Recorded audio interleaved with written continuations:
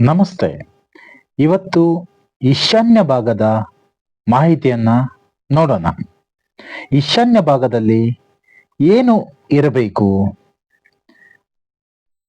ನೀರಿನ tank, borewell, ಹಾಗೆಯೇ ಮಕ್ಕಳು ಓದುವ ಕೋಣೆ, ಸ್ಟಡಿ ರೂಮು, ಲಿವಿಂಗ್ ರೂಮ್ ಅಂದ್ರೆ ಹಾಲು, ಹಾಗೆಯೇ ಉತ್ತರ ಈಶಾನ್ಯದಲ್ಲಿ ಯಾವ ಒಂದು ಬಣ್ಣವನ್ನು ಉಪಯೋಗ ಮಾಡಬೇಕು ನೋಡೋದಾದ್ರೆ ಬಿಳಿ ಹಾಗೂ ನೀಲಿ ಬಣ್ಣ ಉತ್ತರ ಈಶಾನ್ಯಕ್ಕೆ ತುಂಬಾ ಒಂದು ಉಪಯೋಗ. ಹಾಗೆಯೇ ಸಾಧ್ಯವಾದಷ್ಟು ಈಶಾನ್ಯ ಭಾಗವನ್ನು ಖಾಲಿಯಾಗಿ ಇಡೋಣ, ಸ್ವಚ್ಛವಾಗಿ ಇಡೋಣ. ಧನ್ಯವಾದ.